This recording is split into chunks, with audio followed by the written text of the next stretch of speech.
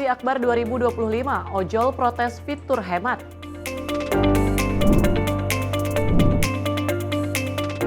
Sidang paripurna DPR RI.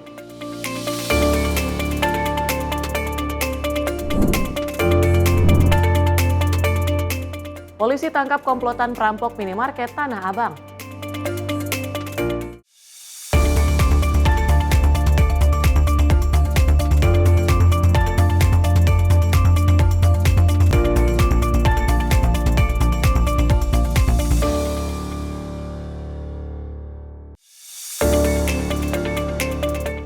Halo, selamat malam pemirsa. Senang sekali kami kembali hadir untuk mengisi ruang informasi Anda. Selain 4 informasi utama tadi, kami juga akan hadirkan sejumlah informasi, di antaranya terkait dengan agenda dari Kementerian Kabinet Merah Putih. Selain itu juga kami telah menyiapkan sejumlah informasi menarik lainnya, tentunya seputar olahraga dan juga peristiwa. Bersama saya, Luis Ayu. Dan saya Tiara Dianti, inilah Menyapa Malam untuk Anda.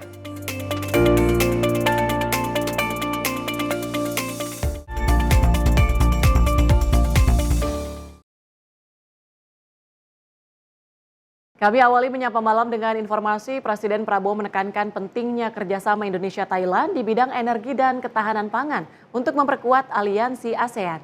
Kedua negara juga sepakat mempererat kolaborasi di isu strategis seperti keamanan kawasan, pendidikan, dan juga pertahanan.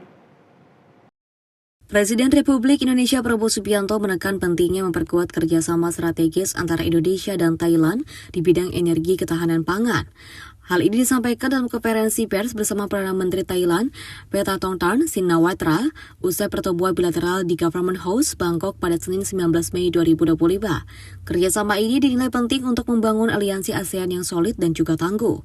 Dalam sektor ketahanan pangan, kedua negara sepakat memperkuat rantai pasok serta menjajaki kemitraan pengolahan dan penyimpanan makanan melalui skema joint venture. Sementara itu, di bidang energi, Prabowo menyambut peluang investasi dan kolaborasi dari bisnis Thailand di sektor energi Indonesia, serta menegaskan komitmen mengaktifkan kembali Indonesia-Thailand Energy Forum tahun ini. Kita sebagai negara anggota ASEAN memiliki peran yang sangat penting. Tadi kami membahas landasan kemitraan strategis di berbagai sektor, termasuk sektor keamanan dan pertahanan, perdagangan dan investasi, ketahanan pangan dan energi, dan isu-isu regional dan global. Kami membuka kesempatan untuk entitas-entitas dari Thailand untuk partisipasi dalam sektor energi Indonesia. Dan kami juga akan membuka kembali Indonesia-Thailand Energy Forum tahun ini. Selain itu, kedua pemimpin juga membahas isu strategis lainnya seperti keamanan kawasan, kejahatan lintas negara, yakni perdagangan manusia, narkotika, dan penipuan daring, serta penguatan kerjasama di bidang pendidikan dan juga pertahanan. Tim redaksi Simpo TV melaporkan. Selain itu, pemirsa, Wakil Presiden RI Gibran Rakabuming Raka hari ini meninjau pelayanan kesehatan terhadap masyarakat di Puskesmas Kecamatan Kembangan, Jakarta Barat. Kedatangan Gibran yang mendadak ini membuat sejumlah warga antusias ingin bersuah foto bersama mantan wali kota Solo tersebut. Kedatangan Wapres Gibran Rakabuming Raka di Puskesmas Kecamatan Kembangan, Jakarta Barat Selasa pagi disambut Kepala Puskesmas beserta staf. Orang nomor 2 di negara ini kemudian melihat-lihat fasilitas kesehatan dan ibu hamil serta fasilitas pendukung lainnya seperti area bermain anak dan ibu menyusui. Wapres Gibran juga sesekali berinteraksi dengan warga yang tengah memeriksakan kesehatan. Kepada pihak Puskesmas Kecamatan Kembangan, Gibran menitip pesan untuk fokus terhadap kasus tuberkulosis yang kini menjadi perhatian pemerintah. Bapak RI2, Pak Wapres Gibran Rakabuming Raka mengunjungi puskesmas kami, Puskesmas Kembangan. Beliau mengunjungi Kids Corner. Kids Corner ini adalah pelayanan untuk ibu hamil dan anak usia di bawah 18 tahun. Kebetulan banyak ibu hamilnya gitu, jadi beliau interaksi dengan ibu-ibu, kemudian yang membawa anak-anak, yang mau berobat, yang mau periksa. Kebetulan hari ini, hari Selasa adalah pemeriksaan ibu hamil. Beliau bincang-bincang, jadi ada beberapa tadi ibu hamil yang sedang menunggu pemeriksaan. Sekitar 1 jam, mantan wali kota Solo ini melihat fasilitas kesehatan di Kecamatan Kembangan. Warga yang mengetahui adanya Wapres di lokasi melihat antusias dan berusaha ingin foto bersama. Dari Jakarta, tim kontributor Sinpo TV melaporkan. Pemirsa, ribuan pengemudi ojek online atau ojol menggelar aksi unjuk rasa besar-besaran bertajuk Aksi Akbar 2025 pada Selasa siang 20 Mei 2025. Aksi ini sebagai bentuk protes terhadap kebijakan aplikator pada fitur hemat yang dinilai merugikan pengemudi ojol. Dan adanya Aksi Akbar 2025, para pengemudi mematikan layanan aplikasi ojol selama 24 jam. Dan berikut tuntutan dan harapan dari para ojol pada aksi demo kali ini.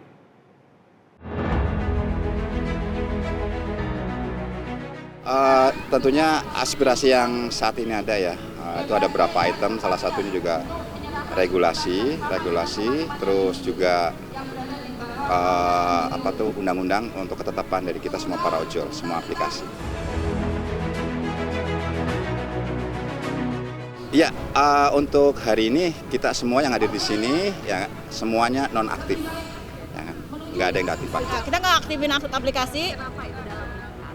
Sebenarnya gini ya, kita juga nggak tahu apa ada tekanan juga ya. Iya. Bisa jadi kita ambil resiko nih.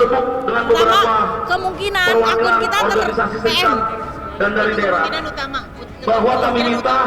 Makanya kenapa kita bukan hanya nonaktifkan tapi menghapus dari HP. Karena HP kita itu udah kedetek, email kita kan terbaca. Dari aplikator email kita terbaca. Kita untuk kesepakatan sih untuk hari ini tanggal ini kita 24 jam, paling nanti aktif besok pagi. Artinya kita sama rakyat ini kan konyol. Selesai kami mengutarakan aspirasi kami. Yang pasti pemerintah lebih peka ya, karena ini kan memang kan dari tahun ke tahun seperti ini. Kita sih tentu pemerintah juga ikut campur tangan untuk menertibkan semua aplikator. Jadi kalau misalkan semua tertib, jatuhnya ke kita pun juga lebih enak lagi, lebih tertib lagi. Kalau aku sih satu, akun hemat, hapuskan akun fitur hemat, kemudian gaspol dihapuskan, slot dihapuskan. Dari Jakarta, tim Sinpo TV melaporkan.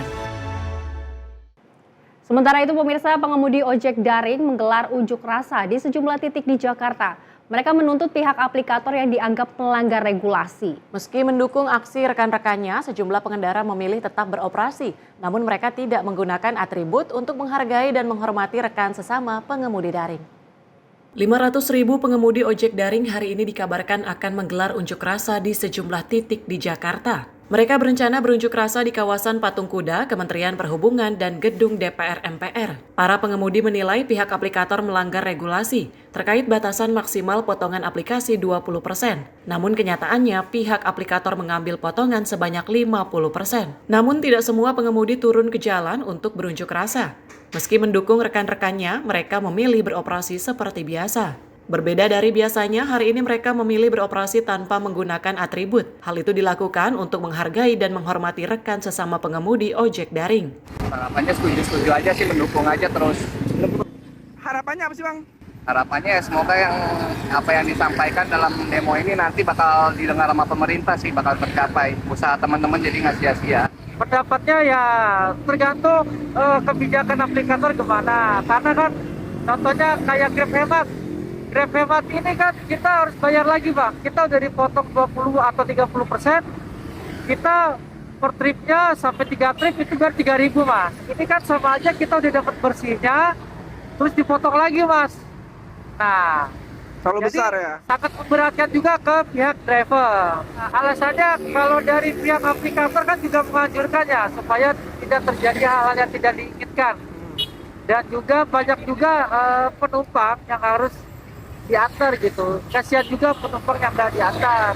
Mereka memilih tetap mengambil penumpang dan nantinya akan bergabung dalam aksi pada sore hari. Dari Jakarta, tim Sinpo TV melaporkan.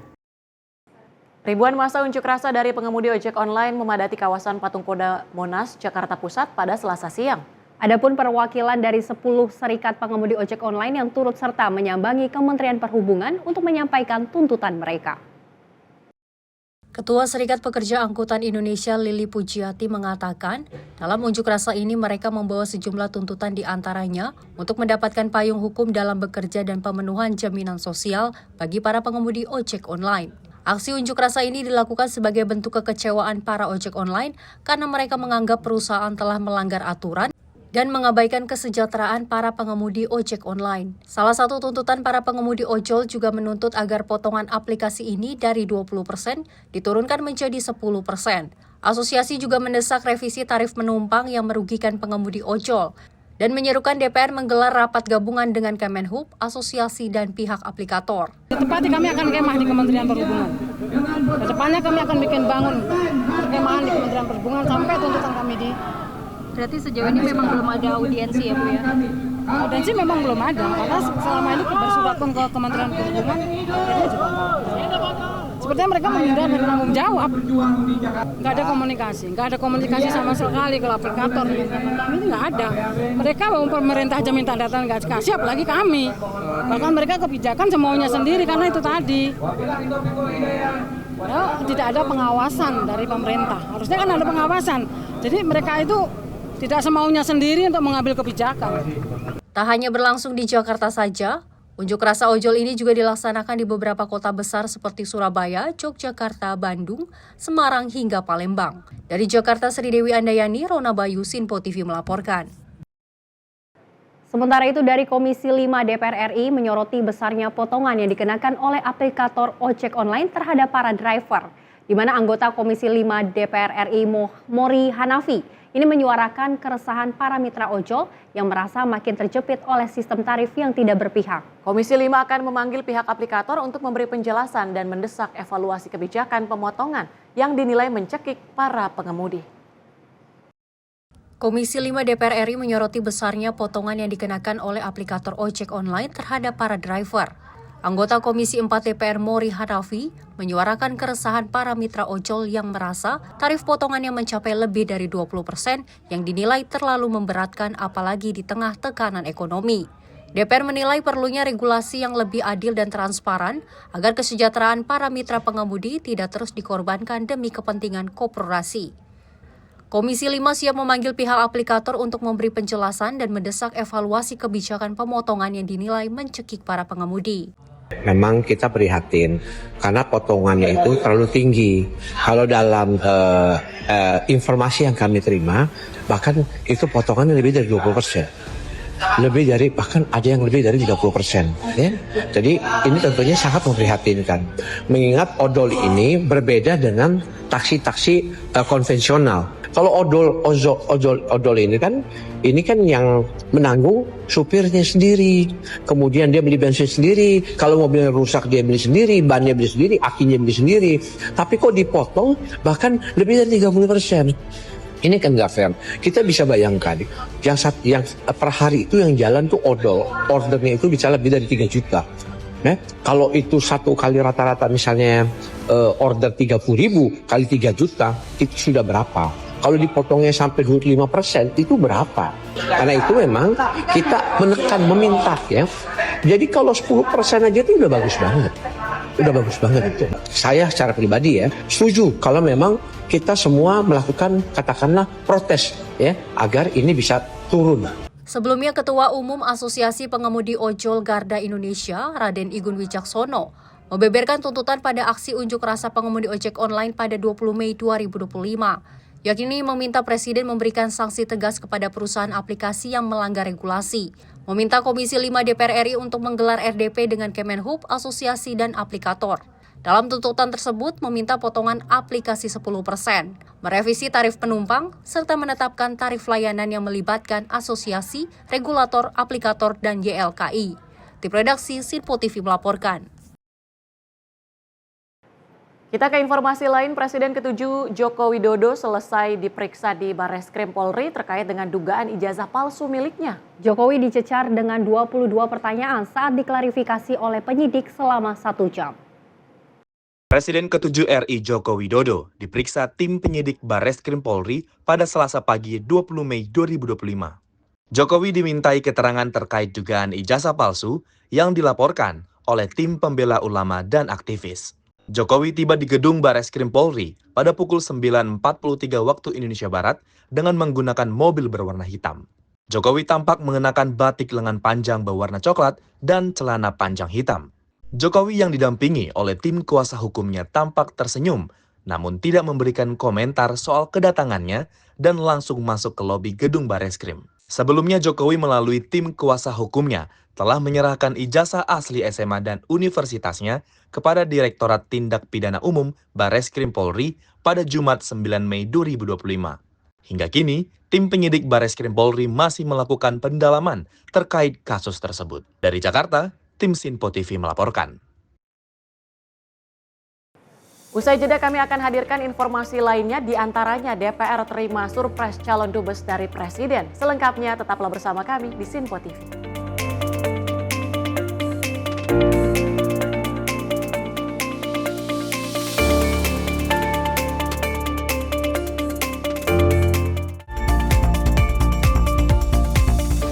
Pemirsa Sinpo TV kembali hadir menemani Anda dengan berbagai informasi yang telah kami rangkum dalam sepekan. Sajian lengkap informasi sepekan kami hadirkan untuk Anda. Badan Legislasi DPR menemui masa unjuk rasa di depan gedung DPR RI Senayan, Jakarta. Menemani akhir pekan Anda bersama keluarga dengan rangkuman berita menyeluruh dalam Sinpo Sepekan setiap minggu pukul 6 pagi hanya di Sinpo TV. Jadilah yang pertama mengetahui perkembangan terkini seputar informasi dari lembaga parlemen. Punya data nasional, tidak ada satupun backup berarti kan? Tiba-tiba ada putusan yang nggak masuk akal dan seperti ini gitu. Kita biarkan rekomendasi kepada KPK, periksa! Kami hadirkan informasi paling akurat untuk mengawal setiap informasi dalam rapat komisi dan paripurna. Tentunya bersama saya Andi Rezaldi yang telah kami rangkum dalam program Sinpo Parlemen. Saya Arif Tufan. Saksikan Sinpo Parlemen setiap Sabtu pukul 6 pagi, hanya di Sinpo TV. Kami hadir dengan rangkaian informasi dari berbagai penjuru dunia. Topik dan isu yang tengah menjadi sorotan mancanegara dikemas dengan lengkap untuk Anda.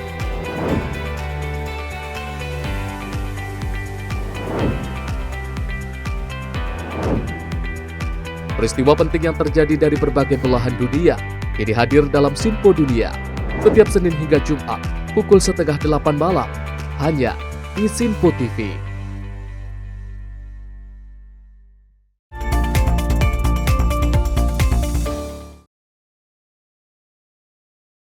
Terima kasih Anda masih menyaksikan Menyapa Malam. Informasi kami lanjutkan dari DPR RI yang menggelar sidang paripurna ke-18 masa persidangan 3 tahun 2024-2025 di Kompleks Parlemen Senayan, Jakarta pada Selasa pagi. Sidang paripurna dipimpin langsung oleh Ketua DPR Puan Maharani dengan membahas penyampaian pemerintah terhadap kerangka ekonomi makro dan kebijakan fiskal RAPBN tahun 2026. Dewan Perwakilan Rakyat Republik Indonesia menggelar sidang paripurna ke-18 masa persidangan 3 tahun 2024-2025 di Kompleks Parlemen Senayan, Jakarta pada Selasa pagi. Sidang paripurna kali ini dihadiri sebanyak 165 anggota dengan 127 anggota yang izin. Rapat dipimpin langsung oleh Ketua DPR Puan Maharani dengan didampingi wakilnya Cucun Ahmad Syamsur Rijal, Adis Kadir, serta Saan Mustafa. Adapun agenda sidang paripurna membahas penyampaian pemerintah terhadap kerangka ekonomi makro dan kebijakan fiskal RAPBN tahun 2026. Assalamualaikum warahmatullahi wabarakatuh.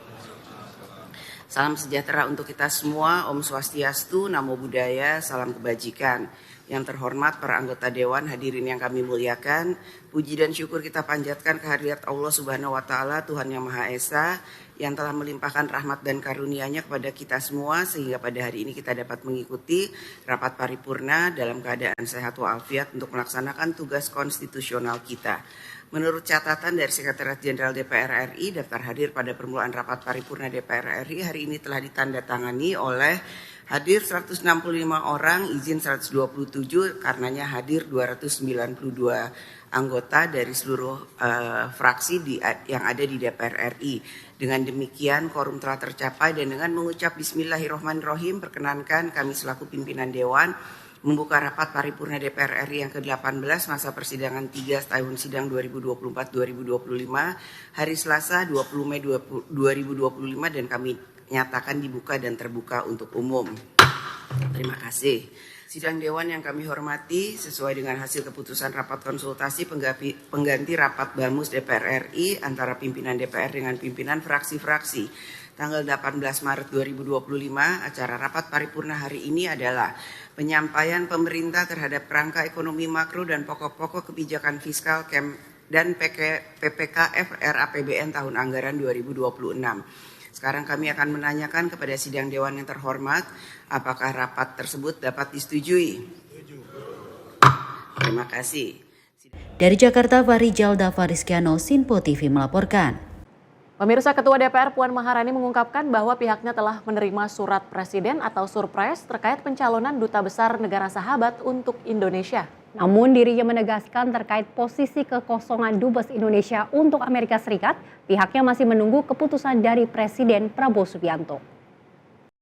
Ketua DPR Puan Maharani menjelaskan pihaknya telah menerima surat Presiden mengenai pencalonan Duta Besar Negara Sahabat untuk Indonesia. Namun mengingat kekosongan kursi Dubes Indonesia untuk Amerika Serikat, Puan mengatakan DPR belum menerima surprise tersebut. Menurutnya untuk menentukan kekosongan itu ialah hak progresif Presiden Prabowo Subianto.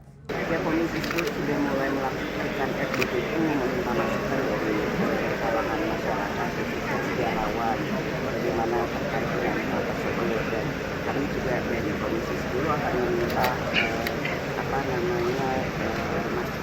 penjelasan dari pemerintah terkait dengan penulisan ulang sejarah itu seperti apa. Yang penting jangan ada pengadilan atau kemudian penulisan ulang terkait sejarah, tapi kemudian tidak menuliskan sejarah itu jas merah dalam sekali merupakan sejarah. Memang sejarah itu pasti ada yang baik, ada yang pahit.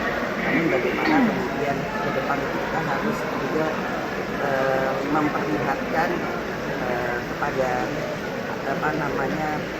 generasi muda bahwa Indonesia itu diberi oleh pahlawan-pahlawan kita, oleh apapun yang terjadi, kita harus tahu kenapa Indonesia ini pahit dan akhirnya hasil baiknya itu karena memang sudah banyak sekali hal yang terjadi. Dari Jakarta, Farijal Davariskiano, Sinpo TV melaporkan.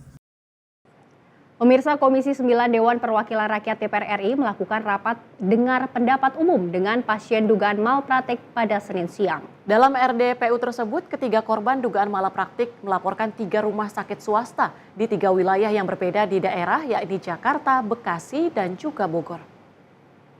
Komisi 9 Dewan Perwakilan Rakyat DPR RI melakukan rapat dengar pendapat umum atau RDPU untuk mendengarkan aduan masyarakat mengenai adanya dugaan malpraktik.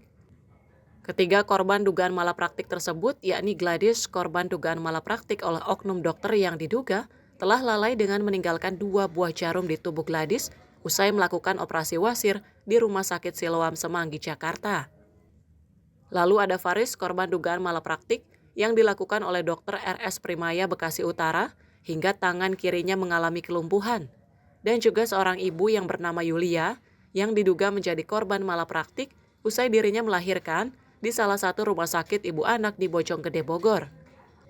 3 korban tersebut diberi kesempatan untuk mengadukan ke Komisi 9 DPR, usai kedua korban tersebut tampil di salah satu podcast anggota DPR, yakni Uya Kuya.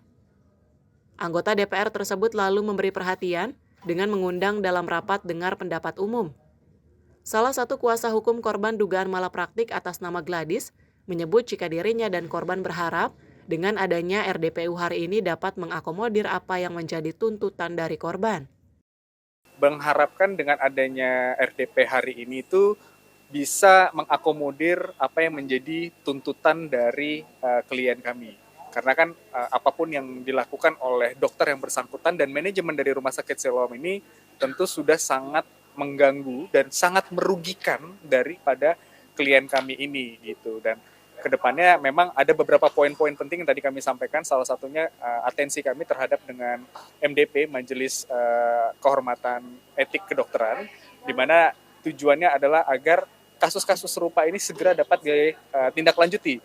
Karena pada umumnya yang kita ketahui kan biasanya tindakan-tindakan ataupun sanksi yang diberikan dari Majelis Dewan Kehormatan dari Kedokteran ini kan sifatnya hanya teguran tertulis, kemudian hanya bersifat teguran sementara dan sebagainya. Jadi membuat kami cukup merasa keberatan dengan situasi itu, dengan putusan tersebut. Rencananya, Komisi 9 akan melakukan memanggil pihak terkait agar masalah tidak kembali terulang. Dari Jakarta, Dio Malau, Sinpo TV melaporkan. Pemirsa, Ketua MPR Ahmad Muzani menyampaikan bahwa setiap warga negara wajib tunduk dan hormat kepada Pancasila dan juga kepada para perumus-perumusnya. Menurutnya, jika bangsa Indonesia tidak berpedoman terhadap Pancasila, maka keadaan bangsa akan mengalami kekacauan dalam segala aspek kehidupan. MPR bersama Badan Pembina Ideologi Pancasila menggelar sarasehan kebangsaan perubahan geopolitik dunia dalam peluang menuju Indonesia Raya di Kompleks Parlemen Senayan, Jakarta. Secara resmi, kegiatan sarasehan dibuka oleh Ketua MPR RI Ahmad Muzani. Dalam sambutannya, Ahmad Muzani menyampaikan perubahan geopolitik dunia merupakan tantangan sekaligus peluang yang harus ditangkap. Untuk menangkap peluang tersebut, Pancasila harus tetap dijunjung tinggi. Keragaman Indonesia, baik suku, budaya, dan agama, merupakan suatu yang rentan apabila Pancasila tidak benar-benar menjadi pedoman dalam kehidupan beragama dan berbangsa dan bernegara. Beberapa narasumber yang berkompeten dihadirkan dalam sarasehan ini, di antaranya mewakili Menko Polkam, mewakili BPIP, mewakili Menteri Luar Negeri, mewakili Menko Perekonomian, dan mewakili Menteri Keuangan. Sejak kelahirannya 1 Juni 1945, Pancasila tidak pernah benar-benar hidup tenang. Ia pernah diuji, diganggu, bahkan berkali-kali hendak digantikan. Pertanyaannya, apa yang terjadi pada NKRI jika Pancasila tidak lagi menjadi kekuatan dari kehidupan bangsa ini? Indonesia akan kehilangan jangkar. Tanpa Pancasila, kita akan terombang-ambing, bukan hanya dalam politik, tetapi juga dalam kehidupan keseharian. Kita tidak lagi punya dasar untuk menyelesaikan konflik, karena tidak ada titik temu yang sama. Yang muncul adalah pertarungan tanpa batas antar ideologi dan identitas. Sarasehan kebangsaan yang dilaksanakan oleh BPIP sangat strategis, karena perubahan geopolitik dunia saat ini perlu disikapi dengan cermat. Dari Jakarta, Farizal Ahmad Amin, Sinpo TV melaporkan. Informasi lainnya pemirsa, dari Menteri Perlindungan Pekerja Migran Indonesia Abdul Qadir Karding yang menghadiri dialog bersama anggota Asosiasi Pemberdayaan Purna Migran Indonesia Korea. Dalam pertemuan, Menteri Karding melihat peluang yang bisa diwujudkan, yaitu pembentukan badan usaha atau koperasi yang dikelola profesional sebagai wadah ekonomi bagi para purna pekerja migran. Diskusi dan dengar pendapat dengan para purna PMI dari Korea ini berlangsung pada 17 Mei 2025.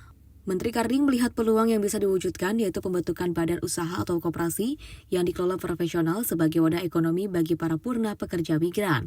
Menteri Karding mendorong para purna yang sudah lebih mapan untuk mengambil peran sebagai mentor untuk berbagi pengalaman, sehingga komunitas ini diharapkan dapat saling menopang dalam satu jaringan usaha.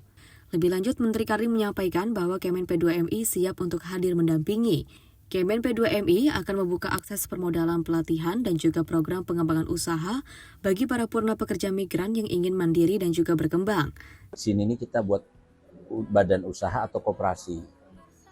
API ini menurut saya perlu koperasi atau badan usaha apa yang nanti mengkonsolidasi kayak holding. Ini latihan khusus pakai profesional manager yang mengkonsolidasi pasarnya, modalnya. Nanti kita gituin aja. Nanti mungkin tidak semua langsung 300 kita ini, tapi terutama yang pemula-pemula mau usaha ini yang kita bantu dulu.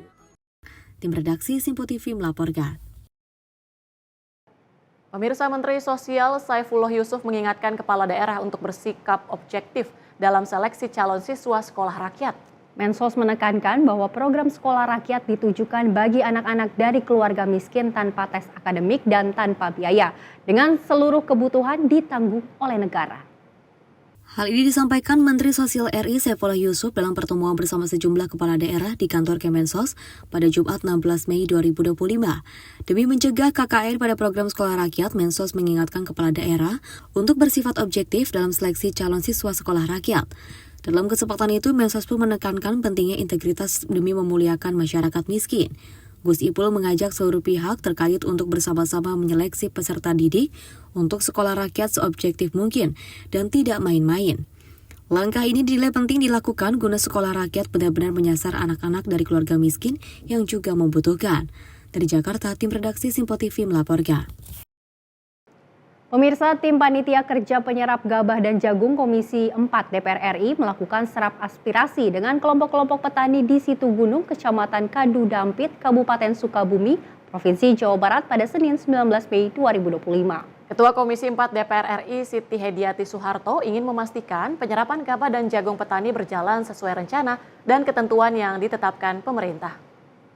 Ketua Komisi 4 DPR RI Siti Hediati Soeharto atau Titik Soeharto ingin memastikan penyerapan gabah dan jagung petani berjalan sesuai rencana dan ketentuan yang ditetapkan pemerintah. Hal ini disampaikan saat melakukan serap aspirasi dengan kelompok-kelompok petani di Situ Gunung, Kecamatan Kadu Dampit, Kabupaten Sukabumi. Ia pun sangat menyayangkan akan hal ini. Ia pun meminta perhatian kepada Bulog supaya para petani dapat merasakan kebijaksanaan aturan yang sudah ditetapkan oleh pemerintah, serta mendapatkan harga dan penyerapan hasil panen petani yang optimal. Hari ini kami dari Komisi 4, terutama dari Panja Penyerapan Gabah, meninjau bertemu dengan kelompok-kelompok tani yang ada di Sukabumi, terutama dari Kecamatan Kadu Dampit, ya. Kami menanyakan apakah kebijaksanaan pemerintah serap gabah yang 6.500 itu sudah dirasakan baik untuk mereka, menguntungkan petani atau tidak. Ternyata di daerah ini yang jaraknya hanya kurang lebih 7 jam dari ibu kota, ini Bulog belum sampai ke desa-desa. Jadi mereka, gabah mereka ini diserap oleh tengkulak-tengkulak yang harganya jauh di bawah 6.500. Ini kami akan minta perhatian kepada Bulog supaya hal ini tidak terjadi. Juga di sini kekurangan sekali PPL. Di sini PPL satu orang bisa 3 desa gitu ya. Ini supaya ditambah lagi PPL. Kalau PPL yang ada memang jauh masih kurang, bisa diserap lagi, di rekrutmen PPL yang baru, terutama yang muda-muda ya, bisa membantu petani-petani yang ada di pedalaman. Lebih lanjut, ia menambahkan jika di wilayah ini juga kekurangan penyuluh pertanian lapangan atau PPL, pemerintah harus bisa memberikan solusi seperti dengan menambahkan personil, baik ASN atau tenaga kontrak untuk membantu mengatasi kekurangan di lapangan. Tim redaksi Simpo TV melaporkan. Pemirsa, usai jeda kami masih memiliki sejumlah informasi lainnya, salah satunya terkait Ditres Narkoba Polda Metro tangkap pengedar ekstasi. Selengkapnya usai jeda, tetap di Menyapa Malam.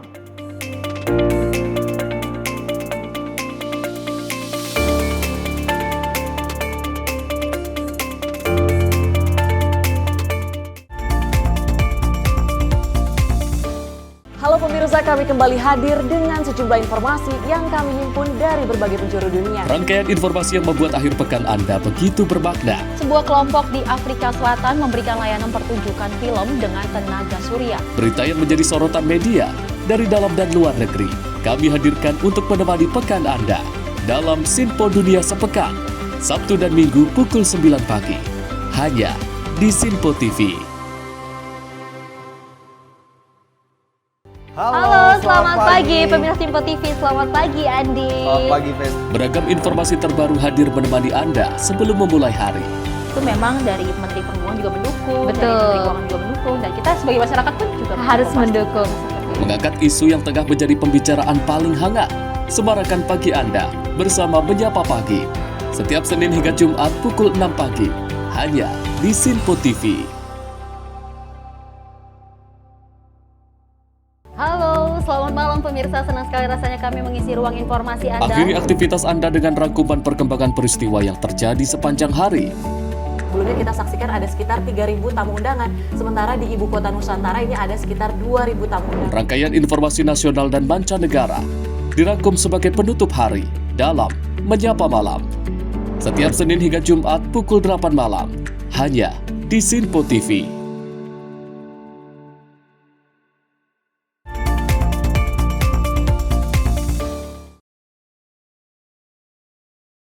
Anda kembali menyaksikan Menyapa Malam dan informasi kami lanjutkan. Dua pelaku perampokan sebuah minimarket di kawasan Tanah Abang, Jakarta Pusat yang sempat menyekap korbannya berhasil diringkus petugas Subdit Jatanras Dirkrimum Polda Metro Jaya di daerah Tasikmalaya, Jawa Barat. Rupanya aksi perampokan tersebut diotaki oleh seorang asisten kepala toko. Menggunakan bus antar kota antar provinsi, dua pelaku perampokan minimarket dibawa petugas Subdit Jatanras Direktorat Kriminal Umum Polda Metro Jaya. Kedua pelaku adalah Adar dan juga Taz yang juga berhasil dibekuk petugas di Jalan Brigjen HRM Wahyu-Takusuma, Simanggali, Kota Tasikmalaya, Jawa Barat. Dari keterangan resmi yang dikeluarkan Polda Metro Jaya, aksi perampokan minimarket diotaki oleh Ayah, seorang asisten kepala toko minimarket. Ketiga pelaku beraksi dengan komando, asisten toko dan juga berhasil membawa kabur uang tunai di dalam berangkas sebesar Rp49.800. Pelaku Dar bahkan sempat memukul karyawan minimarket dan menyekapnya di sebuah gudang. Dari Jakarta, Dio Balau, Simpo TV melaporkan. Informasi lainnya pemirsa, dari Polres Bogor bersama petugas gabungan menggelar aksi razia anti premanisme di kawasan Cibinong dan Sukaraja serta Cilengsi. Dalam operasi tersebut petugas mengamankan 10 orang yang berprofesi sebagai juru parkir liar dan pengamen jalanan dari kalangan anak pang. Kepolisian Resor Polres Bogor bersama tim gabungan dari Kodim 0621 Kabupaten Bogor, Satuan Polisi Pamong Praja, dan Dinas Perhubungan melaksanakan razia anti premanisme di sejumlah titik di wilayah Kabupaten Bogor, Jawa Barat pada Senin malam. Kegiatan razia tersebut menyisir beberapa lokasi rawan gangguan ketertiban, antara lain Kecamatan Cibinong, Kecamatan Sukaraja, dan Kecamatan Cilengsi. PLT Kepala Seksi Humas Polres Bogor, Ibda Yulista Mega Stefani menyampaikan bahwa razia ini merupakan upaya menciptakan rasa aman dan mengurangi keresahan warga akibat praktik premanisme. Dalam kegiatan tersebut, petugas berhasil mengamankan 10 orang yang berprofesi sebagai juru parkir liar dan pengamen jalanan dari kalangan anak pang. Polres Bogor beserta gabungan dari Kodim 0621 Kabupaten Bogor, Pol PP dan Dishub telah melaksanakan razia anti premanisme. Kegiatan tersebut menyisir lokasi Cibinong, Sukaraja, Indo Bogor, dan kawasan industri. Dari hasil razia pada hari ini, kita berhasil mengamankan 10 orang yang berprofesi sebagai juru parkir liar dan pengamen jalanan atau anak pang.